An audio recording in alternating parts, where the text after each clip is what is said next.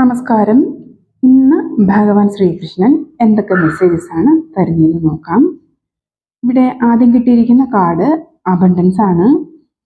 നിങ്ങളുടെ ജീവിതത്തിൽ പല രീതിയിലും അബണ്ടൻസ് ഫ്ലോ ചെയ്യുന്നൊരു സമയമാണ്. അത് ഭൗതികപരമായും ആത്മീയപരമായും അതുപോലെ തന്നെ വൈകാരികപരമായും നിങ്ങളെ സമ്പൂർണതയിലോട്ട് എത്തിക്കുന്ന ഒന്നാണ് എന്നാണ് ഭഗവാൻ ഇവിടെ പറയുന്നത്. നിങ്ങളോട് ഭഗവാൻ ഒരു കാര്യം പറയുന്നുണ്ട്. അതായത് ഭഗവാൻ എന്ത് അനുഗ്രഹം നിങ്ങൾക്ക് തന്നിരുന്നാലും അതിന് നന്ദി പറയുക. ഇപ്പോൾ നിങ്ങളുടെ ലൈഫിൽ നടക്കുന്ന എന്ത് ചെറിയ കാര്യമായിരുന്നാൽ പോലും നിറഞ്ഞ സംതൃപ്തിയോടെ അതിനെ സ്വീകരിച്ച് നന്ദി അറിയിക്കുക എന്നൊരു മെസ്സേജാണ് ഭഗവാൻ ഇവിടെ പറയുന്നത്. അപ്പോൾ നിങ്ങൾ നന്ദി പറയുന്നതിലൂടെ ആ അനുഗ്രഹങ്ങൾ നിങ്ങളിലോട്ട് വരുന്നതിനെ ഇരട്ടിപ്പിക്കുന്നതാണ് എന്നാണ് ഭഗവാൻ ഇവിടെ പറയുന്നത്. അപ്പോൾ നിങ്ങൾക്ക് അബണ്ടൻസ് വരുന്ന സമയമാണ്.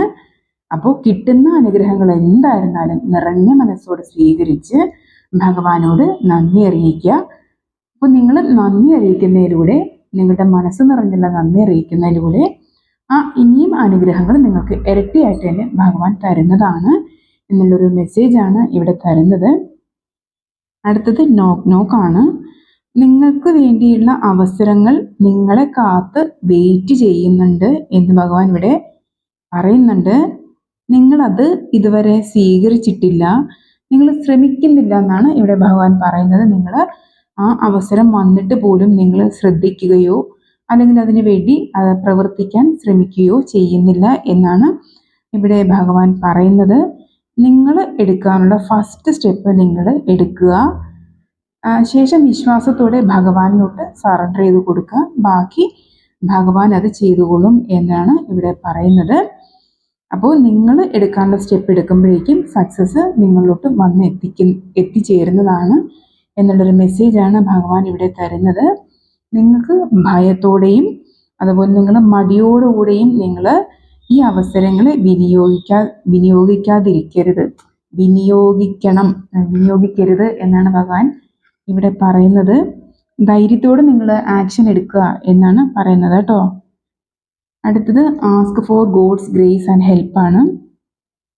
ഒറ്റയ്ക്ക് എല്ലാം ചെയ്യാതെ, നിങ്ങൾ ചെയ്യുന്ന പ്രവൃത്തികളെല്ലാം ഒറ്റയ്ക്ക് നിങ്ങൾ ചെയ്യാതെ ഭഗവാനിലോട്ട് നിങ്ങളുടെ എല്ലാ ബേർഡൻസും സമർപ്പിക്കുക എന്നിവിടെ പറയുന്നുണ്ട്.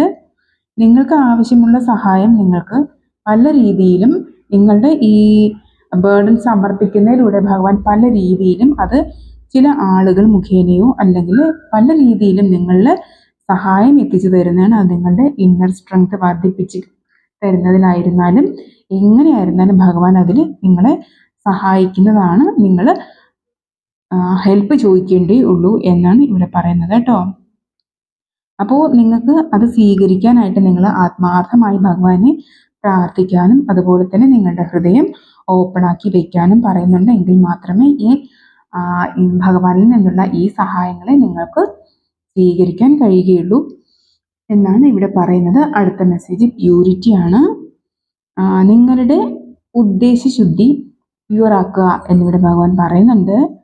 അസൂയ, അഹങ്കാരം, ധൂർത്തടി അതുപോലെ അനാവശ്യമായ ആഗ്രഹങ്ങൾ നിങ്ങളിതെല്ലാം മാറ്റി ഹൃദയശുദ്ധി, നല്ല വാക്കുകൾ, നല്ല ചിന്തകൾ എന്നിവയിലൂടെ നിങ്ങളിൽ ഭഗവാന് പ്രീതി ഉണ്ടാക്കുന്നതാണ് എന്നാണ് ഭഗവാൻ ഇവിടെ പറയുന്നത്.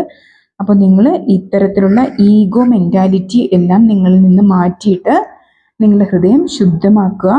അപ്പോൾ നിങ്ങളുടെ ഹൃദയം ശുദ്ധമാകുന്നതിലൂടെയും അതുപോലെ തന്നെ നിങ്ങളുടെ വാക്കും പ്രവൃത്തികളും നോക്കും എല്ലാം ശുദ്ധമാവുന്നത് ആണ് ഭഗവാനോട് ചെയ്യാൻ പറ്റുന്ന ഏറ്റവും വലിയ അർപ്പണം എന്നാണ് ഭഗവാൻ ഇവിടെ പറയുന്നത്.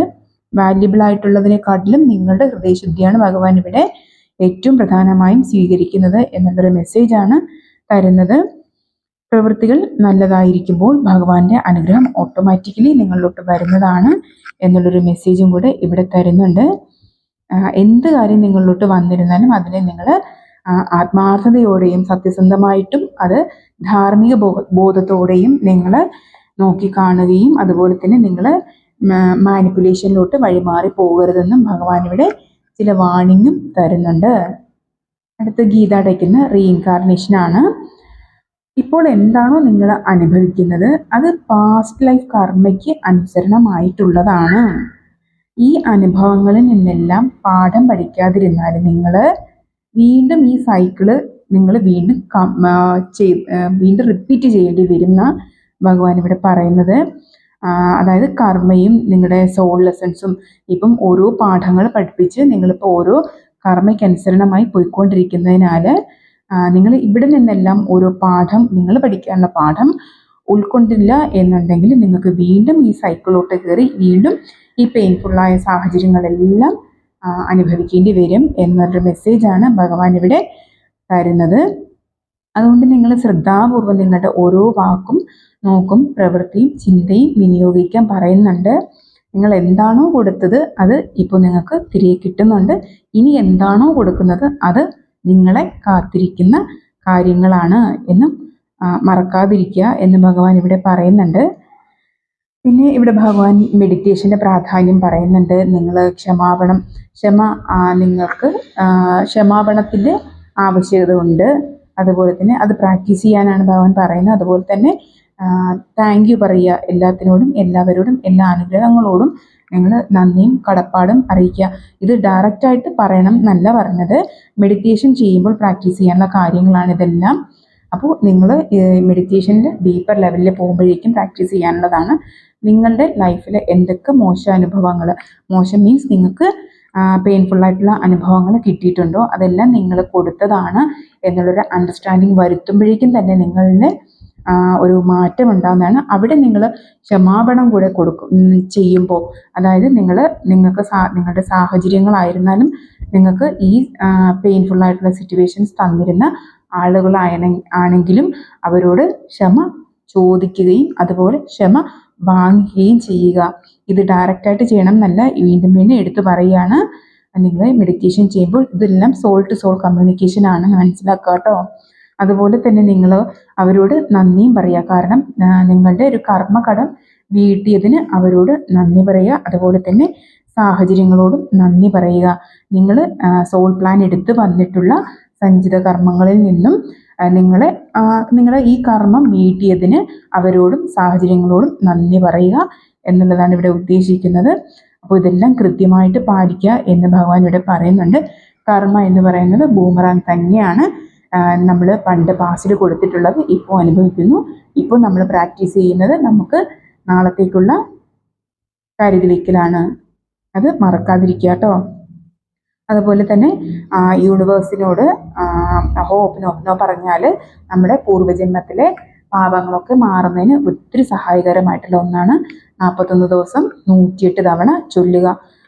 I am sorry universe, please forgive me universe, thank you universe, I love you universe. ഇതാണ് ഓപ്പനോ എന്ന് പറയുന്നത്. അപ്പോൾ നിങ്ങളിത് ഒരു 108 തവണ ഡെയിലി എന്ന് വെച്ചാൽ കണ്ടിന്യൂസ് ആയിട്ട് 41 ദിവസം പറയാൻ ശ്രമിക്കുക. അപ്പോൾ ഇത് ഇത്രയും ചെയ്യുമ്പോഴേക്കും തന്നെ നിങ്ങളുടെ ആന്തരികമായി നിങ്ങൾ ഒത്തിരി മാറ്റം നിങ്ങളിലോട്ട് സംഭവിക്കുന്നതാണ്. അടുത്ത കാർഡ് ഇവിടെ ഗെയിനിങ് വിസ്ഡം ആണ്. നിങ്ങൾ ആത്മീയ പാതയിലൂടെ പോകുന്നവരാണ്. അതുകൊണ്ടാണ് നിങ്ങൾ ഇതൊക്കെ ഈ റീഡിംഗ് ഒക്കെ നിങ്ങൾ കേൾക്കാനുള്ള അവസരം നിങ്ങൾക്ക് കിട്ടുന്നത്. ഏത് റീഡിംഗ് ആയിരുന്നാലും നിങ്ങളിൽ ആത്മീയ ചൈതന്യം ഉണർന്ന് വരുന്നത് കൊണ്ടാണ് നിങ്ങളോട്ട് ഈ ഭഗവാൻ ഇത്തരത്തിലുള്ള റീഡിങ്സ് ഒക്കെ നിങ്ങളുടെ മുന്നിലേക്ക് കൊണ്ടുവരുന്നത്. ഇവിടെ നിങ്ങൾ പഠിക്കാനായി ധാരാളം ആത്മീയ പാഠങ്ങളും ഉണ്ട്. അപ്പോൾ ജീവിതാനുഭവങ്ങളും നിങ്ങളുടെ തന്നെ ജീവിതാനുഭവങ്ങളും നിങ്ങളാൽ ചെയ്യപ്പെട്ട തെറ്റുകളും അതുപോലെ തന്നെ അതിൽ നിന്ന് നിങ്ങൾക്ക് പഠിക്കേണ്ടി വന്ന ലെസൺസും ഒക്കെ നിങ്ങൾ ഉൾക്കൊണ്ടുകൊണ്ട് പിന്നെ അതുപോലെ തന്നെ മെഡിറ്റേഷൻ ചെയ്യുമ്പോഴേക്കും നിങ്ങൾക്ക് ധാരാളം അനുഭവങ്ങൾ നിങ്ങൾക്ക് അനുഭവിച്ചറിയാൻ പറ്റുന്നതാണ്. അപ്പോൾ ഇതിലൂടെ എല്ലാം കിട്ടുന്ന ഇൻഡ്യൂഷൻസും അവബോധങ്ങളും അറിവുകളും ഒക്കെ നിങ്ങളോട്ട് ഓപ്പണായിട്ട് വരുന്നതാണ്. അവയെല്ലാം നിങ്ങളെ ഒരു ഗുരുവാക്കി മാറ്റുന്നതാണ്. കാരണം അത്രയേറെ അറിവ് നിങ്ങളിൽ വരുന്നതാണ്. ജീവിതാനുഭവങ്ങൾ തന്നെ നല്ല അനുഭവങ്ങൾ നല്ല പാഠങ്ങൾ നിങ്ങളിലോട്ട് കൊണ്ടുവരുന്നതാണ്. അതുപോലെ തന്നെ ഇത്തരത്തിൽ മെഡിറ്റേഷനൊക്കെ ചെയ്യുമ്പോഴേക്കും നിങ്ങളിൽ ഒരുപാട് വിസ്ഡം ഓപ്പണായിട്ട് വരുന്നതാണ്. അത് ഭഗവാനായിട്ട് തന്നെ നിങ്ങളിലോട്ട് ഓപ്പണാക്കി തരുന്നതാണ്. അപ്പോൾ മറ്റുള്ളവർക്ക് വഴികാട്ടികളാകാനും നിങ്ങൾക്ക് കഴിയുന്നതാണ് എന്നാണ് ഭഗവാൻ ഇവിടെ പറയുന്നത്. സ്പിരിച്വൽ ഗുരുവിൻ്റെ റോള് നിങ്ങൾക്ക് നിങ്ങൾ കൈകാര്യം ചെയ്യാൻ കഴിവുള്ളവരാണ്, അല്ലെങ്കിൽ ഇപ്പോൾ ചെയ്യുന്നവരാണ് എന്നുള്ളൊരു മെസ്സേജാണ് ഭഗവാൻ ഇവിടെ തരുന്നത്.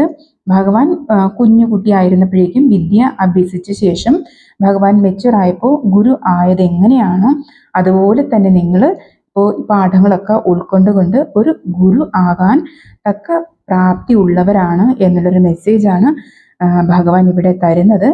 അപ്പോൾ നിങ്ങൾ അത്രയേറെ മെച്ചേർഡ് ആയിട്ടുള്ള ഒരു സോളാണ് എന്നുള്ളൊരു മെസ്സേജാണ് ഭഗവാൻ ഇവിടെ തരുന്നത്. അപ്പോൾ ഈ കർമ്മ എന്നതൊക്കെ നിങ്ങൾ പുറത്തിറങ്ങുമ്പോഴേക്കും നിങ്ങളെ കാത്തിരിക്കുന്ന വളരെ വലിയൊരു സ്പിരിച്വൽ ആയിട്ടുള്ളൊരു ഗുരു സ്ഥാനം തന്നെയാണ് നിങ്ങളിവിടെ കാത്തിരിക്കുന്നത് എന്നാണ് ഭഗവാൻ ഇവിടെ പറയുന്നത്. അടുത്തത് ഈഗോയാണ്. ഇവിടെ നിങ്ങളോട് ഭഗവാൻ പറയുന്നത് നിങ്ങളിലുള്ള പ്രധാന തടസ്സം, നിങ്ങളെ മുന്നോട്ട് നയിക്കാൻ ബ്ലോക്ക് ചെയ്യുന്ന എന്താണോ അതാണ് ഈഗോ എന്ന് പറയുന്നത്. നിങ്ങളുടെ ഉള്ളിൽ തന്നെയുള്ള ഈഗോയാണ്. അതിപ്പോൾ നേരത്തെ പറഞ്ഞതുപോലെ അഹങ്കാരം, അസൂയ, ധൂർത്തരി, അനാവശ്യകരമായിട്ടുള്ള ആഗ്രഹങ്ങൾ ഇതെല്ലാം മാറ്റി നിങ്ങൾ ചിന്ത, പ്രവൃത്തി എല്ലാം നിങ്ങൾ നേരെ ശുദ്ധമാക്കി കൊണ്ടുവരിക. ഇപ്പോൾ ഭഗവാൻ ഇവിടെ പറയുന്നത് ഒരാളുടെ യഥാർത്ഥ വിജയം എന്ന് പറയുന്നത് ബാഹ്യമായ വെല്ലുവിളികളെ അതിജീവിക്കുക എന്നുള്ളതല്ല, അവനവൻ്റെ തന്നെ ഉള്ളിലുള്ള ഇത്തരത്തിലുള്ള ഗർവിനെയും അതുപോലെ തന്നെ നേരിടേണ്ടി വരുന്ന മായയെയും ഒക്കെ അതിജീവിക്കുക എന്നാണ് ഭഗവാൻ ഇവിടെ മെസ്സേജ് തരുന്നത്. അപ്പോൾ നിങ്ങൾക്ക് ഇന്ന് വളരെ അർത്ഥവത്തായിട്ടുള്ള മെസ്സേജസ് ആണ് തന്നിരിക്കുന്നത്.